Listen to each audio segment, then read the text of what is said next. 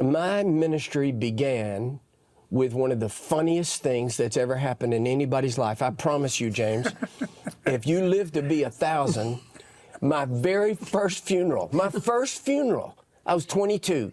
A 22-year-old boy should not be given a driver's license, let alone a church. And I had this guy in my church who was an alcoholic, and he couldn't get over it. And when he died, his wife, who was in the Primitive Baptist Church, wanted me to take part in his funeral.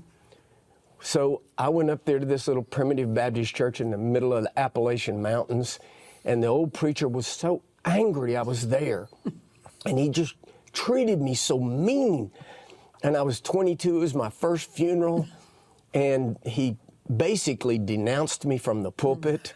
It was humiliating. And we went out to the little cemetery right outside.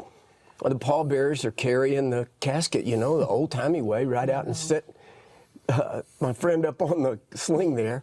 And I asked the old preacher, do you want me to have any part in the graveside? And he said, no. He said, you've done enough. I was fine, I didn't, but he was sure I was going to try to insinuate myself. And so he was going to block me, and he stepped out like that to keep me from getting in there. And he stepped out on the felt and shot down in the end of that grave. And the casket was a little bit loose on the sling, and it gave way. Oh, no. And he shot down in and pinned him, just like a bug on insect collection, and they couldn't get him out. So they finally had to call the gravediggers out of the truck. They were in the truck having a smoke, you know, and they cranked him and pulled him up. He was wet Georgia clay, and his little wife's dabbing at him with a hanky. You know, I mean, globs of wet clay dripping off of him. And all of a sudden, that graveyard burst out laughing.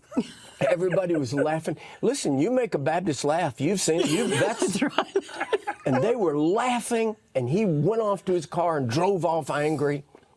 And I heard two things in that cemetery that changed my life. The first one is, when you do a funeral, stand back from the grave.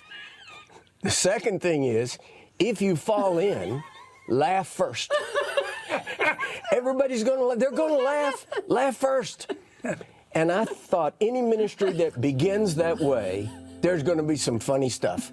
And I'm gonna be laughing right to the end, right to the end.